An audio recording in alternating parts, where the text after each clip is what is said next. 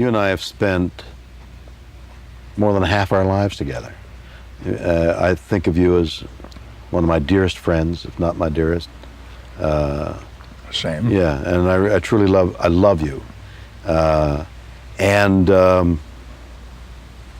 I'm looking now, perhaps the reason I'm running as fast as I can is I see very clearly my own death.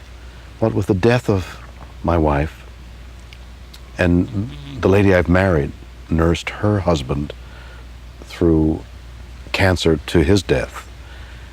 I see death and mortality very, very clearly. It's just over there. He's coming on. And it still doesn't relieve me of all the irritations of everyday life, where I should be able to say, oh, I'm not going to let that bother me because, you know, how many years do I have left? You can count them. Very conscious of death and my fear of dying. I'm truly afraid. And when I'm asked, what am I afraid of? It's inchoate.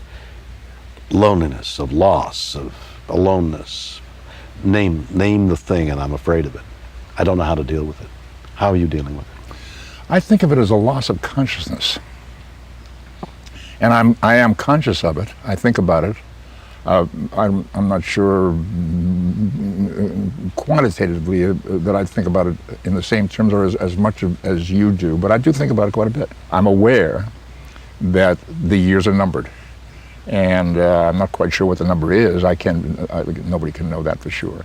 But, and I expect I still have some pretty good time because genetically, my parents lived into their mid-80s, and I figure I still got some time.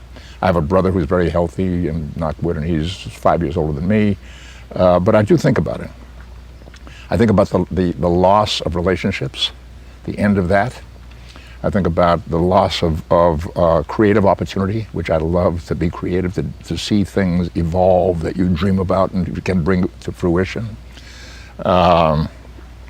I think it is important now to be making philanthropic statements, to be giving back as much as I can, as much as we can, into the community, into funding for arts, funding for children, funding for education. Things that we believe in, care about, and leaving a legacy. I'm concerned about that. I'm concerned that it be positive and constructive and meaningful. The loss of D. Kelly meant a lot to me. I saw him as kind of an uncle figure. As I remember him, a very even-tempered, very wise gentleman who saw a lot and needed very little, or at least seemed to need very little. His life was very simple. Yes. He and Carolyn had this very quiet personal life, which was not a life that I would aspire to. But I did admire his serenity and his calm, at least his apparent serenity and calm, and his craftsmanship that I came to really respect over a period of years. And that was so useful in our kind of mix that it gave us both, I think, something wonderful to deal with and work with. It meant a lot to me when he was gone, and I thought that's the beginning of an end, was the way I saw it.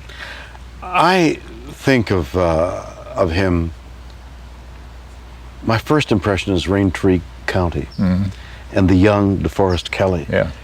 Good-looking whippersnapper Southern gentleman, and that life is gone and lost and over. Yeah. And you and I are talking about it, and there'll be it'll be a lot of people who will remember for a while DeForest Kelley. But he was an actor, and he was in a hit show, and that's why he is remembered for the flicker of time longer than most of us. That it's no time at all. So you live and die. And Shakespeare said it, the actor struts and frets his weary hour upon the stage and then is heard no more. Well, I want to hear from you. Make a pact with How does that feel? Well, I'll visit you here. That is an inevitability.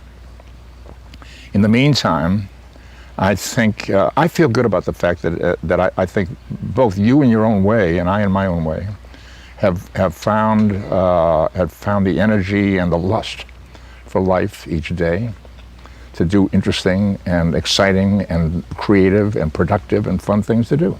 In a wonderful relationship, that's the blessing of it. True. And the curse is, for me, is I haven't done enough in all those categories.